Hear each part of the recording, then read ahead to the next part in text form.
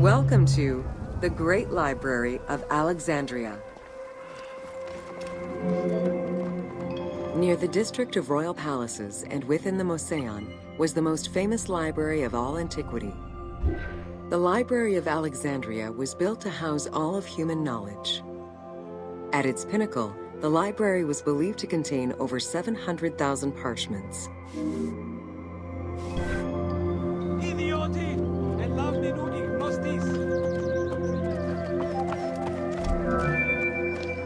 Throughout the centuries, fires and wars between Christianity and paganism destroyed the library, leaving nothing behind.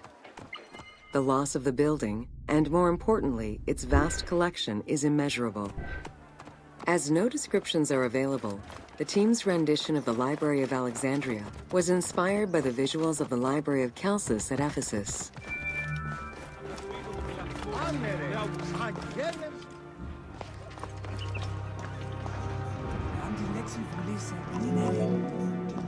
While much of the collection was purchased at the government's expense, the library also obtained books through other means.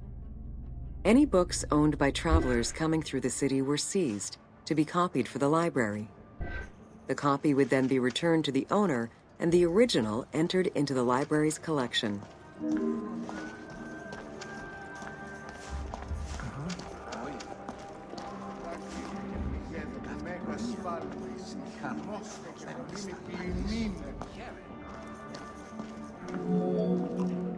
Alexandria offered unrivaled intellectual and cultural attractions. Eminent scholars from Athens, Rhodes, and other Greek centers traveled to the city to learn and engage with other free thinkers. Both the Moseon and the library were at the center of groundbreaking ideas and creative expression.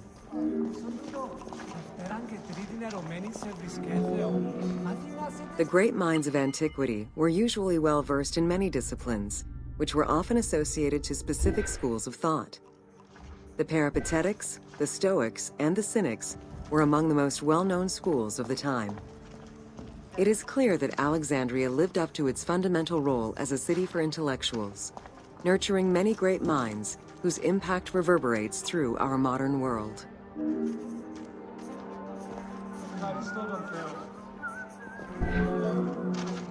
Hypatia of Alexandria was a Greek mathematician, philosopher, astronomer, and inventor.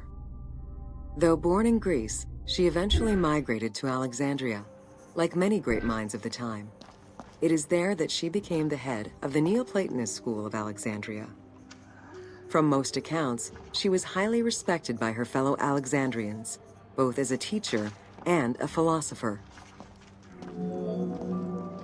Callimachus was born in Cyrene and educated in Athens. After his studies, he moved to Alexandria to work in the Great Library. A poet and a critic, he strongly rejected the epic format of Homeric poems, and instead fervently supported a shorter, more judiciously formulated style of poetry. His epigrams and elegiac poems were emulated by later poets. His work was extremely popular, second only to Homer's own works.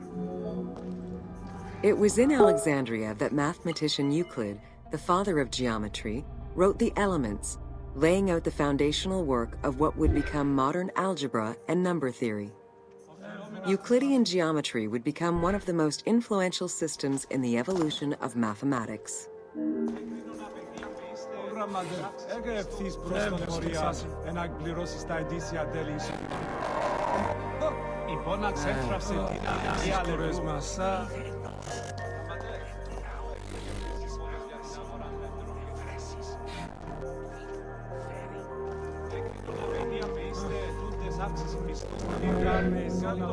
How do you calculate the circumference of the Earth? With a camel, 2 sticks, and shadows cast by the sun. This is what Eratosthenes of Cyrene described in his principal work, Geography, while he was director of the Great Library at Alexandria. He is credited for the invention of the armillary spear around 250 BCE. μιλήσαμε δύο ασκούσα λευρών, άρα μενούσαν 3 για τον ναό. Είδαν ουδέν. Αυτό φορέ, άγε φέρε έξω του λατομείου τους ασκούς του χαρκίγατος και να φωτωθεί επί των υπροσίων. Η πόνα ξέφραυσε την Το μέγα σφάλμα εις θυμώστε και χολίμη πληνείτε. The earliest known and most complete armillary sphere of antiquity was the meteoroscopion of Alexandria, with an imposing 9 rings compared to the 3 or 4 of most other astrolabes. Known as the zodiac krikatoi amongst the Greeks, the meteoroscopion was used to determine the location of celestial bodies around the Earth. Every self-respecting astronomer of antiquity would have sought to use this tool to better understand the celestial movements.